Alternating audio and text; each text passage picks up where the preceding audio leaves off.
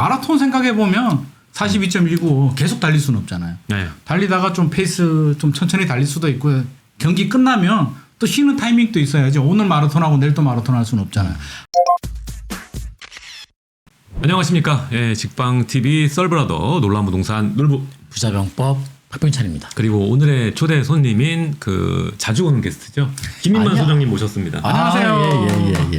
아유 반갑습니다. 네, 항상 오시면 재밌고 유쾌한 얘기를 많이 해주셔가지고 일단 시작하기 전에도 저희가 그 얘기를 했잖아요. 이번에 금리를 이렇게 급작스럽게 올린 계기나 이런 거를 우리가 뭐 맞출 수는 없는 부분인데. 그럼요. 그거 맞추면 제가 여기 나오겠습니까? 대나무 이미 꽂아요. 다 뭐 했지. 뭐 그렇죠. 뭐 대나무 예. 꽂고 제가 돈 더 쇼트 해야죠. 벌고. 쇼트. 그렇죠. 예, 그렇게 쇼트 하지. 해야죠. 뭐 굳이 여기 나와서 출연료 받고 제가 이렇게 하겠습니까? 네. 저기 어디 가서 대나무 꽂고 좀 많이 이렇게 받는 게 낫죠. 근데 아무리 부동산 전문가라도 그 타이밍을 정확히 찍을 수는 없어요. 그리고 아유. 파월이 어떻게 얘기할 줄 우리가 어떻게 알아?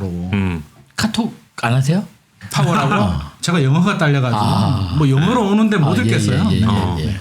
우리가 우크라이나랑 그 러시아가 전쟁을 할지는 몰랐잖아요. 그걸 그 어떻게 전에- 알아요? 그러니까요. 대부분 전문가들이 해외 경제 전문가들도 전쟁 안 할 거야 라고 네. 했잖아요. 근데 그 전에도 인플레이션 상황이었고 거기에 대해서 계속 파월이 질문을 받았었고 이제 글로벌 동조화가 이미 이루어진 상황에서 금리를 올려야 된다라는 그 쪽과 그리고 금리 안 올려도 된다는 쪽이었는데 그때만 해도 금리를 안 올려도 된다고 그랬잖아요. 그렇죠. 안 올려도 그때는 또 안 올려도 되는 상황이었을 것 같고요. 저는 그렇게 생각해요. 이게 우리가 호흡을 짧게 가지니까 너무 숨도 차고요. 막 답답한데 우리 마라톤 생각해 보면 42.195 계속 달릴 수는 없잖아요. 네. 달리다가 좀 페이스 좀 천천히 달릴 수도 있고요.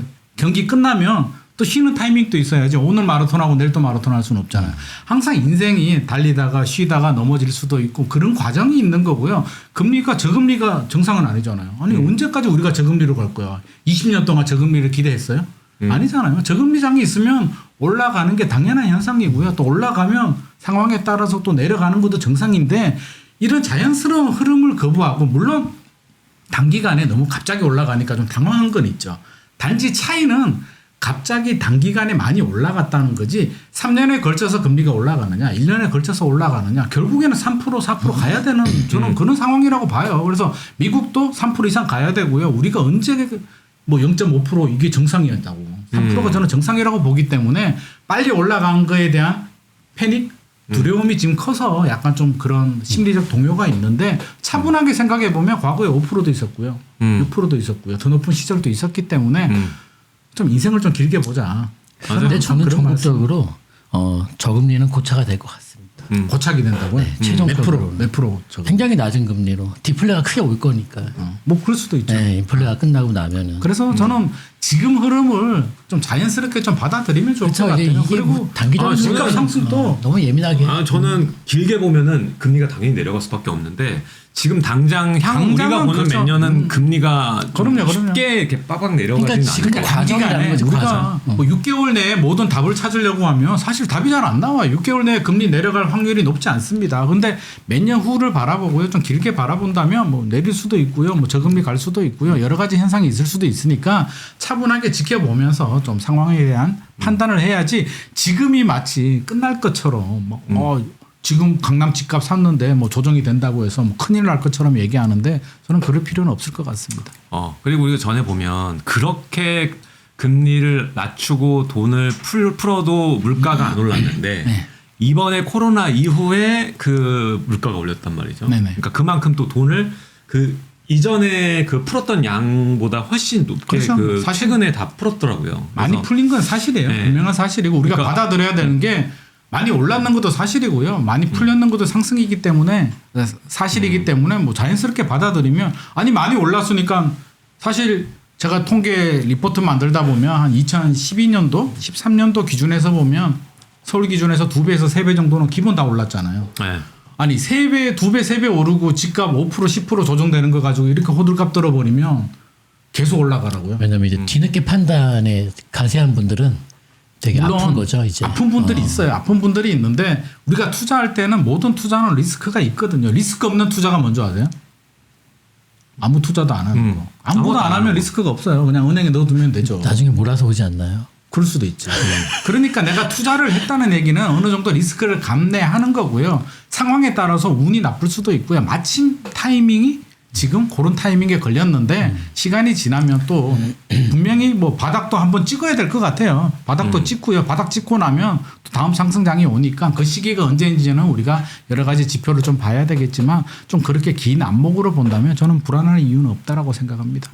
그리고 돈 많이 풀려 있는 상황에서 금리가 지금 급진스럽게 올라가긴 하지만 아직 그 유동성에 대한 에너지는 남아 있는 상태라고 저는 생각이 들어요. 당연하죠. 네. 그러니까 뭐 하나라도 이게 수가 바뀌면 기류가 바뀌면은 언제든지 치고 갈 수 있는 에너지가 아직은 있다고 봐요. 그러니까 이전의 하락이랑은 지금 비교했을 때 느낌이 너무 다르거든요. 그래서 저는 지금이 하락기라고 그러니까 생각하지 않아요. 대세 하락이다 뭐 이렇게 보기 어렵고 일정 조정은 되는데 그 조정의 폭이 좀 큰 게 전세가율이 낮았던 동네. 그러니까 그나마 공급이 좀 있었고 최근에 공급이 좀 있었고 좀 단지가 신축 단지가 많은 쪽. 그래서 그 전세가 자체 가율 자체가 좀 낮은 지역들은 조금 그 조정이 좀 큰 폭으로 되고 있는데 그 외 지역 보면요 아직도 호가에 그 흔들림이 없는 동네가 25개구에 뭐 대략 중심부 정도 아니 절반 정도는 급매물 정도만 뭐 거래되고 거래가 안 돼요. 그러니까 지금 하락이 와도 하락이 오면 가격이 내려오면서 서로 경쟁하면서 거래가 좀 되거든요. 근데 지금은 그냥 급매물만 딱 거래되고 전혀 거래가 안 되고 있어요. 거래 절벽. 예. 그래서 이런 상황은 제가 지금 처음 보는 것 같아요. 이렇게 거래가 안 되는 거를 본 적이 없는 것 같아요. 이렇게 나오다가 지금 위로 가든 아래로 나든 방향성이 정해질 거예요. 근데 지금은 아니라는 거죠. 그래서 제가 볼 때는 뭐 내년 상반기까지는 가봐야 시장도 버틸 힘이 있고요. 지금 쉽게 여러분들 관망세에서 그 가격을 내리면서 하락 거래가 나올 상황이 아니에요. 그래서 내년 상반기 가봐야 알아요. 이거는 지금 알 수가 없습니다. 그래서 그 시장 에너지가 있다는 소리가 뭐냐면 지금 팔아야만 하는 상황이 돼야지 된다고 보는데 그럴 상황이 아니라는 거예요. 다 지켜보고 있는 거고. 그래서 여러분들이 내년 상반기까지는 좀 관망세가 이어질 거라고 생각을 하시고 지금 어쩔 수 없이 이사를 해야 되는 분들, 어쩔 수 없이 팔아야 되는 분들 같은 경우에는 웬만하면 이 추이를 지켜보고 할 수 있으면 하는 게 제일 좋고 지금에 팔아야만 하고 내가 비과세 보는 게 더 이득이라고 하면 낮은 가격에 접근을 하실 수밖에 없는 상황이니까요. 비과세는 큰 혜택이죠. 그렇죠. 그러니까 왜냐하면 그냥 세금 비과세 못 받고 내는 거랑 그냥 비과세 받는 거랑 차이가 크니까 그만큼 꺾어서라도 단돈 1,000만 원의 이익이면 하는 게 낫잖아요. 꺾어서. 그러니까 지금 그런 물건을 또 기사에서 나와요. 이게 하락이다. 한강뷰 나오는 거랑 그리고 금요일 나온 거랑 비교해서 5억이 빠졌는데 뭐 하는 기사가 나오는 거거든요. 실제로 그 단지를 가서 보세요. 그럼 그 가격에 없다니까요. 아니, 그 가격 비슷하게라도 있으면 얘기해도 안 가세요. 그러니까 1억이라도 좀 비슷한 가격이라면 이해를 하겠어. 그것도 아니거든요. 거의 3억 이상 차이가 나버리니까 그거 정상적인 거래라라고 말하기에는 정상적인 거래가 됐으면 하락이겠지만 정상적인 거래가 아니니까 아직까지 이런 얘기를 하는 거고 아직도 사람들이 버틸 힘이 있다고 봐요. 저는 지금 버틸 힘이 있고 돈이 있으십니다. 그래서 여차하면 갈아타기 하려고 하시는 분도 많고요. 네. 그래서 지금 여러 가지 그 부딪히는 서로 이제 상승과 하락을 얘기하는 생각하는 관망세와 또 이제 정부와 그 수요자들 간의 팽팽한 그 줄다리기 이게 지금 상황이 이어지고 있다고 봐요. 그래서 누가 먼저 이기냐예요. 거래가 이렇게 급감해서 오래 가면 결국 못 버티니까. 그렇죠. 그때 우리가 계속 얘기했던 부분이 이제 지방 세수 자체가 이런 급감에는 쥐약이니까. 예, 지금 뭐 보면은 오산 같은 경우에는 이 출생 가구들 지원을 끊었다고 해요. 예, 그 정도로 지금 심각한 지역들도 있습니다. 그래서 앞으로 우리가 좀 더 상황을 지켜보고 또 맞춰서 하는 것도 아파트에서는 나은 판단이니까는 지금 굳이 거래해라 이런 얘기가 아니라 좀 더 지켜보셨으면 좋겠다라는 얘기가 좀 해드리고 싶은 얘기예요. 지금 금리가 올라갔기 때문에 지출이 증가한 거잖아요. 어떤 사업이든 어떤 이 재화든 간에 이 수익성이 떨어지게 되면 결국 가격도 떨어집니다. 그래서 지금 급발진하는 그 금리의 영향을 받아서 수요 심리가 위축되고 거기에 의해서 이제 가격이 영향을 받는 상황인데 지금 우리가 좀 더 전을 그냥 불과 한 1년 전만 보더라도 그 전세가가 정말 말도 못하게 오르면서 매매 맞아요. 가격을 끌어올렸잖아요. 맞습니다. 그래서 지금 전세든지 매매든지 이거 금리 영향을 크게 받는 그 포지션인데 거기에 따라서 지금 초반 최초잖아요. 결국에는 임대 3법도 적응하면서 시장이 적응을 했듯이 이번 금리의 발작도 적응을 해 나가면서 시장이 또 다른 모습을 표출해내지 않을까. 하고 이번에 약간 스텝이 좀 꼬인 게 저도 이제 예상이 틀렸는데요. 8월 달에 이제 약간 전세 대란 좀 네. 있을 거라고 예상했는데 저도 틀린 이유가 금리가 갑자기 오르니까 이제 그런 현상이 발생하죠. MB 정부 이전에는 전세 대출이 없었잖아요. 자기 자금으로 전세를 냈는데 MB 정부 이후에 전세 대출이 됐는데 저리야. 그러니까 당연히 월세보다 전세가 유리하죠. 아, 집주인은 야 원래대로 하면 2천만 원 원래 받을 걸 5천만 원 1억 올려줘. 너 대출 받으면 되잖아. 세입자 입장에서는 월세 내는 것보다 저리니까 해줄게. 그렇게 해서 전세 가격이 올라갔는데 갑자기 금리가 오르다 보니까 한 3년 전만 하더라도 1%대 금리 많았잖아요. 지금 뭐 4% 5% 가다 보니까 대출을 못 받는 거죠. 전세 대출 받기가 너무 부담스러우니까 월세로 전환을 했는데 그래서 전세 가격이 좀 약간 하락 통계가 보이고 있는데 이제 뉴스는 그렇게 나오죠. 전세 가격 하락.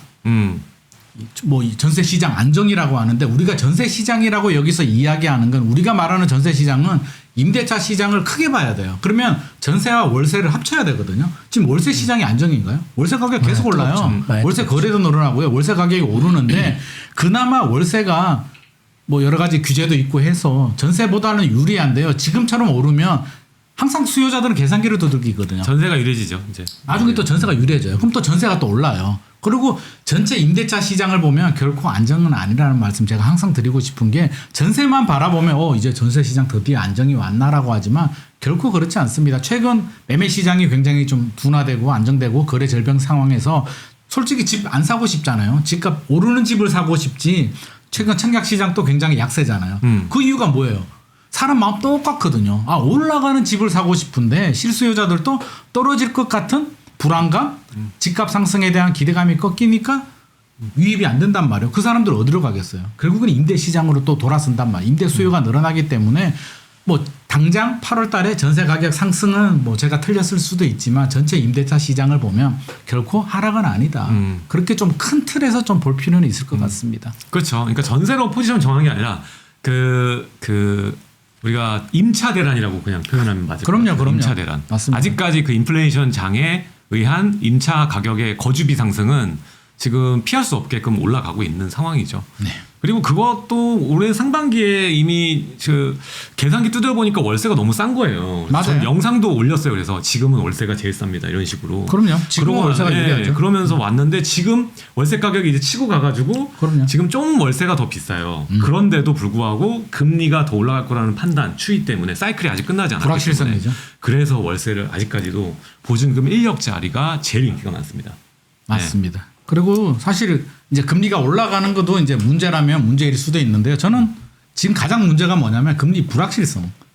언제까지 오를 거야? 우리 당초 예상은 올해 말까지 한 3%까지 가고 내년에는 멈추거나 또 하락으로 갈 수도 있다라는 얘기가 나왔는데 뭐 잭슨 홀인가요? 파월이 뭐 이상한 말 한마디 해가지고 야 내년에도 더 오를 수 있대라는 분위기가 확산이 되니까 지금은 난리가 났거든요. 뭐 주식시장도 난리가 났는데 파월 한마디에 제가 환율 요즘 미쳤지 지금. 환율 미쳤죠. 제가 파월 뉴스에 파월 얼굴만 보면 막 뒷골이 찌끈찌끈 아픈데 이게 말이 일관성이 없는 게 저는 그런 생각이 들어요. 그분도 몰라. 자기도 여러 가지 경제 지표를 보고 판단을 해야 되기 때문에 사실 모르는 것 같아요. 언제까지 올려야 될지도 모르는 상황인데 뭐 올해 말까지는 오르는 거는 기정사실일 것 같고요. 결국에는 멈출 거잖아요. 그래서 저는 금리 인상이 멈추고 바로 하락은 전환되지 않더라도 요 정도 올렸으면 됐어. 인플레이션 안정됐어. 당분간 안 올릴 거야라는 시그널이 나오면 기다리던 매수 대기자들이 어느 정도는 좀 유입이 되지 않을까 하는 생각을 합니다. 저는 조금 달리 보는 건 결국에는 전 세계는 인플레이션을 인정하고 적응하고 그렇게 될 것 같아요. 그럼요. 그렇게 되고 결국에는 네. 그냥 인플레이션을 인정하면서도 돈을 또 찍어내고 금리를 낮추는 타이밍이 빠르면 내년도 하반기, 늦으면 24년도를 봐요. 그러니까 인플레이션 인정해 버리는 거예요 그때는. 왜냐하면 이제 못 잡는다. 그리고 저는 약간 이제 파월이든 뭐든 간에 뭐 이런 얘기하면은 조금 이제 엉뚱한 얘기가 나올 수 있는데 저는 지금 미국의 어떤 정치권을 봤을 때는 지금 이 상황을 예측 불가 상황들이 막 동시다발적으로 나오는 게 아닌 것 같고요. 어느 정도 다 예측했던 상황들에 대해서 지침대로 움직이고 있는 것 같아요. 전쟁이 됐든 지금 인플레이션이 됐든 뭐가 됐든 갑자기 큰 금리 인상이 됐든. 몰랐을 리가 없을 것 같아요. 전쟁 그 촉발 그래서 의견도. 그들만의 저는 이제 결국에는 이게 지금 벌어지는 모든 일련 상황 여러분 가만히 잘 보시면은 다시 전 세계가 달러를 찍어다오. 제발 좀 달러 좀 다시 찍어다오. 이렇게 갈 수 있는 명분이 차곡차곡 쌓이고 있어요. 이 다시 찍을 수밖에 없는 결국은 이제 봐요. 근데 야 이게 똑같은 얘기를 하는 거예요. 야 달러를 이렇게 많이 찍어내서 돈을 많이 풀려가지고 인플레가 이제 돈을 또 찍어내? 야 대출을 많이 해줘서 집값이 오르면서 대출을 또 다시 풀어줘? 이 문제가 아니라 돌아가야 되는 거예요. 경제 돌려야 돼. 여태껏 자본주의 탄생 이래 그렇게 온 거예요. 모든 게 다.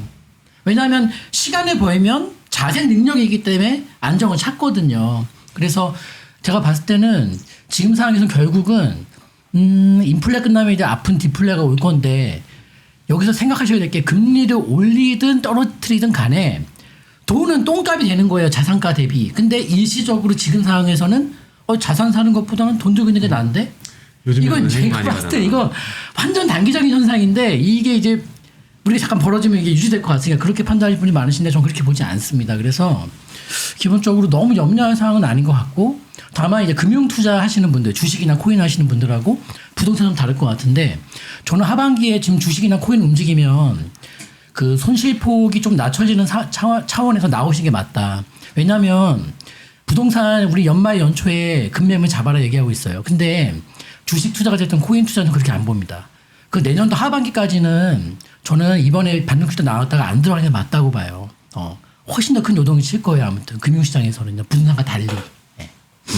한번 요동이 있을 수는 있죠. 그래서 금융시장도 그렇고요. 그 요동이 어디까지 갈지는 모르겠는데 일각에서는 이게 단순히 인플레이션만의 문제가 아니고요. 중국하고도 또 관계가 있다라고 합니다. 미국이 뭐 그런 말도 있어요. 중국 좀 손보기 위해서 작정하고 지금 올리고 있고 중국은 금리 내리고 있잖아요. 맞아요. 결국에는 그 칼날 끝이 중국으로 향하고 있다는 거죠. 그래서 미국도 지금 심각해요. 햄버거 값이 뭐 3배 올랐다고 하더라고요. 내부에서 굉장한 반발이 있고 미국 내의 상황만 보면 금리 이렇게 이제 그만 올려야 되는 상황임에도 불구하고 계속 올린다는 시그널은 결국에는 미국의 잠재적인 적국인 중국에 대해서 칼날을 겨누고 있기 때문에 저는 이 시기가 일정 부분 적어도 내년 안에는 판가름이 날이라고 보여집니다. 그러면 뭐 어떤 약간의 경제적인 충격파가 있을 수도 있지만 우리가 투자하면 6개월, 1년 보고 우리가 단기 투자하는 거 아니잖아요. 길게 바라본다면 결국에는 지나가야 되는 과정이고요. 그 파도가 좀 작을 수도 있고 클 수도 있는데 결국에는 차분하게 엉덩이 무겁게 공부할 때도 그렇잖아요. 엉덩이 무거운 사람이 결국은 이기듯이